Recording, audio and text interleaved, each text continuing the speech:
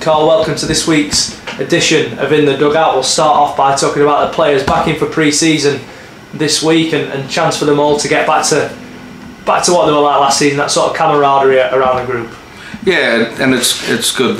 By all accounts, they're all getting on straight away and having fun. So, like I say, it's hard, but cold nights, but they're all in. There's a couple of ways still on holiday. Numbers should pick up next week, but they're back into it now, which is good, and we'll try and get some more content out there now with them back in training. And myself and Rich and Pete Bell, we went and had a look at the at where we're looking at taking them for their camp, which will challenge them as well. And all the testing and sort of stuff they're doing, it sort of has a look at who's been looking after themselves over pre-season, and from what I saw on Monday night, they were all at a pretty decent level. Yeah, they're all pretty professional, so they've all come back in decent shape, and but there's always, you've always got some to lose in the pre-season, and that's what it's there for. So you have your downtime. They wouldn't have trained for a few weeks. They'll just keep themselves ticking over. Like I say, they're all decent lads who want to progress. And they were splitting as well. One group went with Reece in the gym, one group doing the testing, so it gives them a chance as well to get back in the gym and get back to the sort of lifting weights and getting the bodies right for the new season.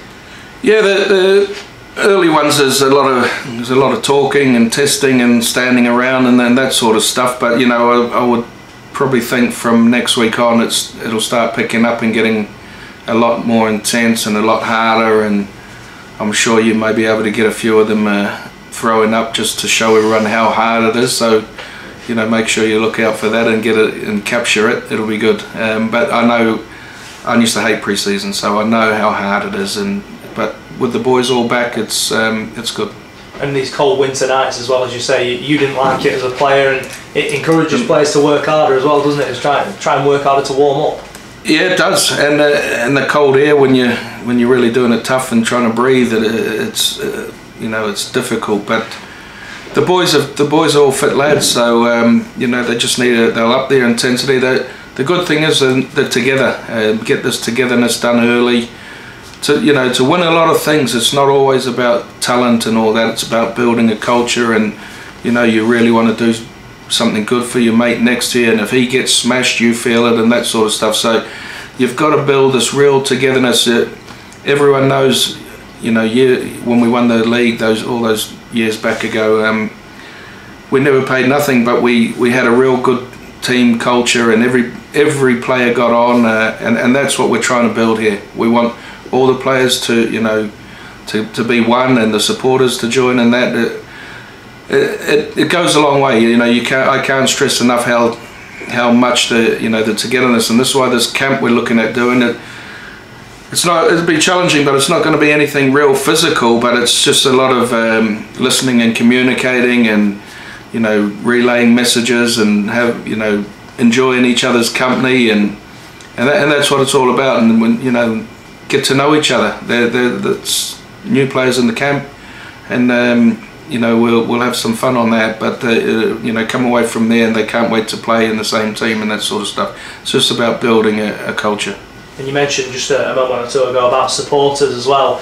Challenge 1000, the season's continuing to sell at a steady pace, aren't they? They are, and we're happy with them. And what the data's telling us is the ones that have brought them already, a lot of them aren't the regulars. They're new, so that's good. We always know ours wait right to the end, and that's what they do, and probably waiting for the shirts to come so they can come and get the ticket and the shirt at the same time. So we've got a lot in the pipeline over the next 4 to 6 weeks regarding the Challenge 1000. I was blown away the other day. Michael Carter, the chairman of the Wakefield Wildcats, he wants a season ticket, so when they're not playing, he said he'll try and get down to as many games as he can, and possibly, like he says, it's just a fantastic deal, and you get to watch a rugby league, for maximum 60 quid for a full season if you want. So that's like coming to 4 games. So we're hoping that our dual reg partners Hull FC their fans might buy into it as well if we when they haven't got a home game, or they play on a Friday or Saturday, if they want a game on a Sunday, they can come down here and watch the boys. So, you know, really appreciate Michael Carter. There's a nice little gesture, and it's you know, it was only for over a tweet that we put out regarding the Challenge 1000, and he thought it was good and says, you know, put me down for a season ticket, so thanks. One player who won't be here next year, Tom Carr, it was announced earlier in the week that he won't be with the club, he's leaving due to personal reasons. Just like to tell us a little bit more about that? Yeah, Tom, he's a smashing lad. Tom is Tom, and you know, I got on with him really well, and you know, he's just got some family, nothing major, just, you know, he gets his kids on those days and he wouldn't be able to train, so we had a good talk. He didn't want to let us down, and you know, the obvious thing to do was get a release. Listen, I don't care if I don't want to lose him to the game, so we've not released him with any restrictions or anything like that. We've released him purely for his own circumstances. If he gets another club or finds another club and continues to play, that's great for Tom, but he's saying to me, you know, I'll be coming to most of the games next year and all that. Well, I told him straight, if you can get another club to fit in with your personal circumstances, you know, no hard feelings there. He's been honest enough to tell us the situation. We wish him all the best. He's a character. He's give everything for the club. Even, you know, when he's been injured, he's tried to play and that sort of stuff. So, you know, good luck to Tom. He's like I say, there's no hard feelings, no nothing. Who knows what's going to happen down the line? But like I says in the press release, that, you know, from where I sit, I'll always put the family first for the players. You know, whatever the players, if they come to me, and you know, they might use it as an excuse now if I say it too much, but you know, we're genuinely, they've got to do what's right for them and their families. Friendlies announced this week as well. Lee and Batley are going to be travelling down here to South Yorkshire to take on the Dons in January time, aren't they? And those two games are going to play a part in the build up to the league season, and significant tests as well for the side. Yeah, Richard wanted to play championship clubs, just so we can, you know, the fast pace and hit the ground running. Lee will be a massive test for us, as will Batley. You know, they're a real good side, and you know, the Batley game will be on pitch too. I'm not sure we've announced that yet, but that'll be over there because there's a game already on the main bowl. We're hoping to get one more in, which we'd like to think we may announce in the next, you know, in the next few days or early next week. But you know, that'll take place on I would say about the 21st of January. We don't start till 18th of February, but you know, we obviously like to do our pre-season dinner, so we may look at doing that the week before the season starts. So we've got everything in place there. So it's be 3 tough friendlies this year, real tough. And like I say, it's not the results in them games. It's, you know, it's okay. When, you know, playing your Leeds and all them, and again, we've listened to the fans, and they've sort of says, you know, can we have a change of friendly this year? So once again, they've told us what they want, and we've done it again, which you know, they're seeming to in their own way a lot these days, our loyal fans, which is no problem to us. You wanted a few different friendlies, and hopefully you're happy with the ones we've got. They're going to be tough, and obviously with the link up with Hull, we normally play Hull, but they're going to Australia, so that's a difficult one, and they're not having a reserve grade, and a few of their players are here, so it was one I really wanted to avoid, purely because boys could be coming up against each other, and I don't want that. League fixtures get announced next week as well, so it's all sort of coming together at once, isn't it? We'll have sort of a steady build up with the pre-season, and then soon enough we'll know who we're going to be facing in the first few weeks of the season as well. Yeah, always exciting,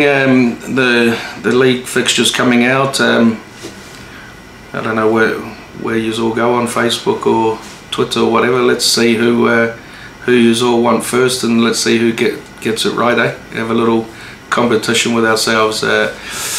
Me personally, I would like to try and get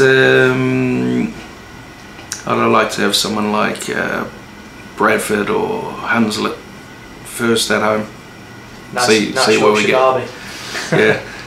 The World Cup this weekend as well, Tonga and New Zealand. That's a massive game, isn't it? With the sort of politics involved after what's happened in the last few weeks, the likes of Tamalolo and Manu Vatave going to play for Tonga rather than New Zealand, and obviously something that's close to your heart as well. Yeah, it'll be a good game. I'm sure New Zealand will get through them.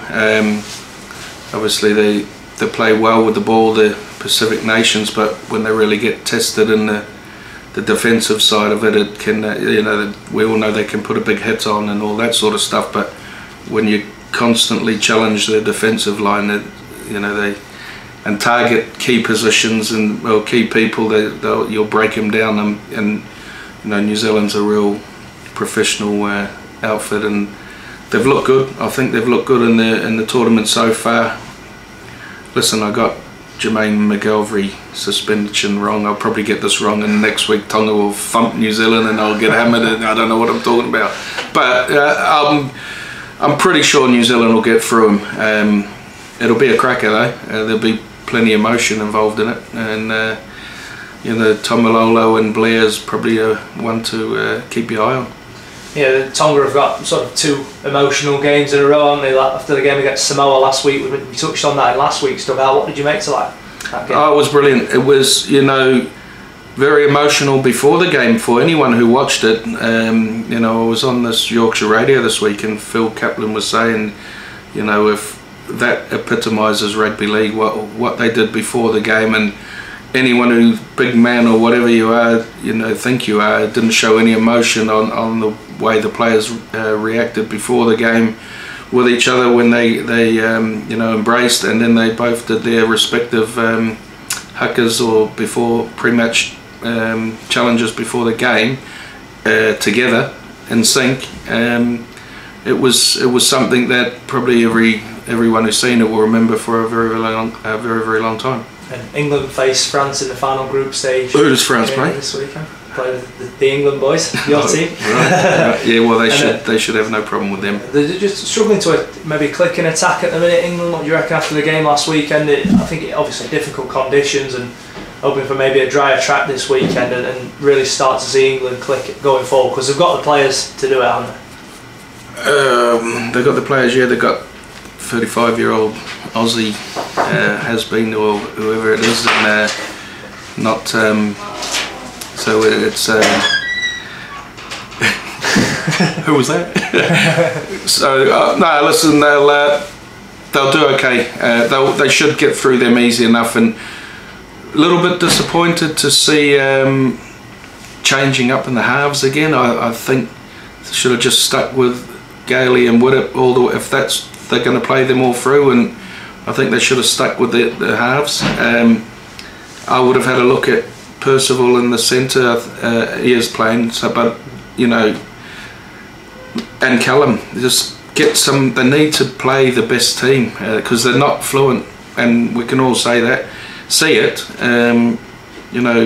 Bateman for me, Bateman and Curry, outstanding in the future of the England team. So you probably look at putting them both in the back row.